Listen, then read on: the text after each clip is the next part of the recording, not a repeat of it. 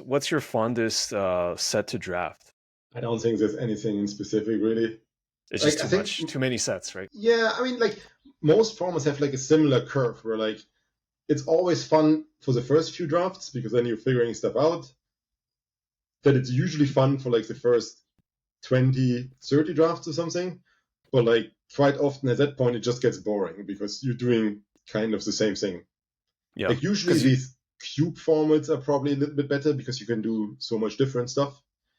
But yeah, it's usually like the first 20 drafts almost for every set are super exciting. And then it just slowly gets more and more boring. And to be fair, back in the days, the sets were built less with limited in mind. And I think, I mean, there's also problems with that, with how they're building the sets now. But in general, limited is just more fun in the last 10 years or whatever than between 1995 and 2005 or something. Like back then, the sets just weren't designed with limited in mind, and quite often there were just so many unplayable commons, and yeah, But that that was also definitely. means that if you know something special that others don't, like you're just breaking it, or you just have such an incredible edge, right? Especially when there are still players back then that didn't know how to draft, I Yeah, assume. yeah, for sure. Also, there were a bunch of sets. I don't think that's a thing anymore these days, and the way the packs works these days, it doesn't matter anyway.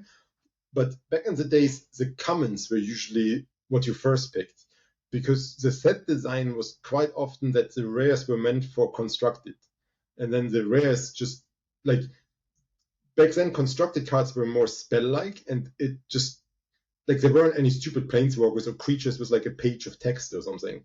Like a lot of the rares were actually bad for limited play, and then there were only 3 or 4 print runs, like how these cards were actually coming out of the printer. And then if someone took a common, you could usually Mhm. calculate what common he took, because if you get past like a print run of 8 cards and then there's one card missing, you know that that guy had to take that card from the pack. And in some of these Mm. formats, if 3 people in front of you took commons, you could also often go like, okay, this guy picked this card, this guy picked that card, this guy picked that card. And I don't think, like, I think most pros were aware of these print runs, but definitely not everyone in these tournaments was. Ah, so even knowing like the print run and the distribution like gives you an edge, like because Yes. you can figure that out. Yeah, Some you people, if they you don't just think knew about that like the 2 guys in front of you picked like 2 blue cards, for example, when it. you got your Yeah, card, which is like that's like a huge extra advantage. signals. Yeah. Yeah, extra signals. And then for uncommons, it was the same thing, but obviously with only 3 uncommons in the pack, that's a bit different. Like I assume it still works the same way these days, but given how the power level is these days, rares way better than uncommons, way, way, Mhm. way better than commons. Usually the first picks in limited are rares and uncommons, and that means it just doesn't do anything anymore. But back in those days, you would very it was very common to first pick common cards, and yeah, that was Yeah, no, definitely something.